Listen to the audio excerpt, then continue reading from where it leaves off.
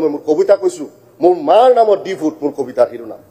সূৰ্যটো দেখিছো ডুবিবলৈ ধৰিছে ৰঙা আকাশ কলা হৈ গৈছে মই যাব লাগিব অনেক বাট সন্মুখত কেৱল আন্ধাৰ আৰু আন্ধাৰ দেউতা হাতলৈ গৈছে মা কোৰ্টলৈ গৈছে কেশৰ হাজিৰা আছে ময়ো আছো ঘৰৰ পৰা বহু যোজন দূৰত ঘৰত খাবলৈ নাই দুখীয়াই সমবায়ৰ চাউল পায় আমাৰ মাৰ নামত ডিভোট হে আমি এই দেশৰ আৱৰ্জনা দুখীয়াই চাউল দাউল পালেও সেই চাউলৰ ভাত আমাৰ নাই ভনীজনী ডেংগু হৈছে সৰু ভাইটিয়ে চাহৰ দোকানত বাচন ধুইছে আৰু মই সভ্য সমাজৰ চৰকাৰী ৰাজপথত থিয় হৈ মাথো চিৎকাৰ কৰিছো কোনেও চিৎকাৰ নুশুনে কোনেও চিৎকাৰ নেদেখে কোনেও নেদেখে মহোদয় নথি পত্ৰৰ যেতিয়া মেটমৰা সম্ভাৰ লৈ এজন অশিক্ষিত মানুহে ফৰেনাৰ্ছ ট্ৰাইব্যুনেললৈ যোৱা যায় আৰু ফৰেনাৰ্ছ ট্ৰাইব্যুনেলসমূহ এক্সক্লুনেশ্যৰী ইনক্লুচিভ হৈ তাতে কাম নকৰে ফৰেনাৰ্ছ ট্ৰাইব্যুনেলসমূহক কোৱা হৈছিল মহোদয় আৰু এটা কবিতা কাম শেষ কৰিম মহোদয় ইমান যন্ত্ৰণাৰ কথা যদি আজি এই সদনত যদি আমাৰ নিচিনা এজন উঠি অহা যুৱক যিসকলে এই মানুহখিনিৰ লগত দীৰ্ঘ সময় কাম কৰিছো যদি আমি ক'ব নোৱাৰো মই চবৰ কথাই কৈ আছো কোনো মই হিন্দু আৰু মুছলমান বুলি মই এটা শব্দ কোৱা নাই মই হিন্দু আৰু মুছলমান বুলি এটা শব্দ কোৱা নাই এই সদন সাক্ষী মই হিন্দু মুছলমান বুলি এটা শব্দও কোৱা নাই সভাপতি মহোদয় নিজেও সিগনেটৰী মানে আমাৰ এই ৰুল 50 তেখেতো ওয়ান অফ দ্য সিগনেটৰী অলপ ফ্ৰী টাইম দিয়া হোক কাৰণ এই বিষয়টো কথাটো হৈছে এআইডিএফৰ যিখিনি টাইম আছে মহোদয় যদি এইখিনি এক্সটেন্ড কৰিব বিচাৰে কৰিব পাৰে হ'ব শিওৰ আমাৰ টাইমৰ পৰা আমাক দি থাকক লিডাৰ মহোদয় নথি পত্ৰৰ ক্ষেত্ৰত মহোদয় নথি পত্ৰসমূহৰ ক্ষেত্ৰত যেতিয়া ফৰেনাৰ্ছ ট্ৰাইব্যুনেললৈ আপুনি যাব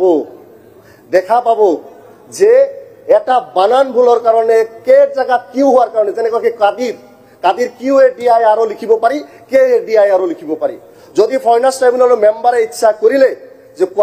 কাদিৰ আৰু কাদিৰ কিউ দি লিখা আৰু কে দি লিখা কাদিৰ দুটা একে নহয় আপোনাক ফৰেনাৰ্ছ বনাই দিব পাৰে আৰু মই চ্যালেঞ্জ কৰি ক'ব পাৰো যে এই সদনৰ 126 জন মেম্বাৰ আটাইখিনিৰ নামত ফৰেনাৰ্ছ ট্ৰাইব্যুনেলৰ কেছ চলাওক 50% মানুহ পাছ কৰিব নোৱাৰে যি পদ্ধতি চলে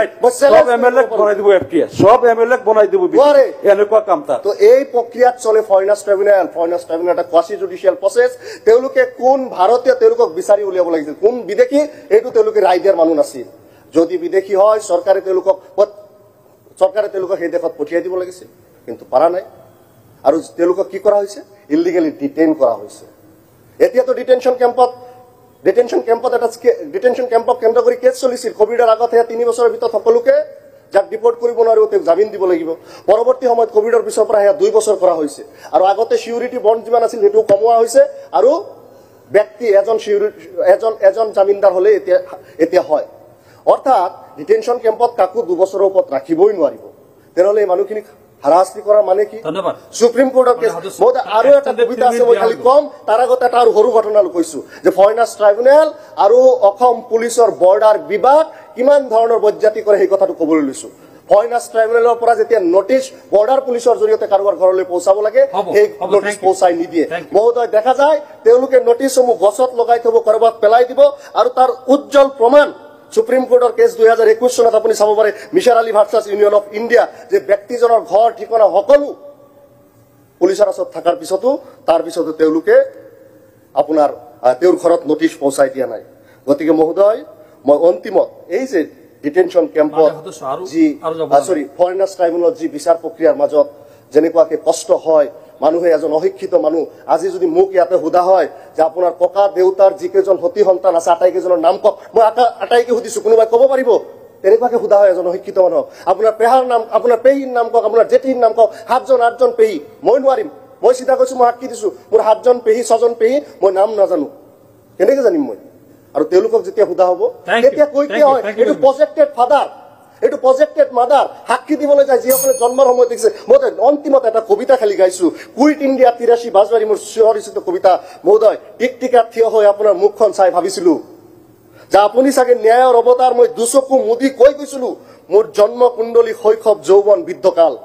ৰায়ত কুইট ইণ্ডিয়া 83 বাজবাৰী সকলো আপুনি লিৰিলি বিদাৰি উৱলি যোৱা মোৰ কাগজবোৰ চাই গৈছিল গিজ দাসকে মোহৰো মাৰিছিল কলমৰেও মাৰে লম্বা আছ মোৰ কাণত পৰি থাকিল আৱাজ কিন্তু মই চকু খোলা নাই বুকু মোৰ থৰ থৰ কৈ কঁপিছে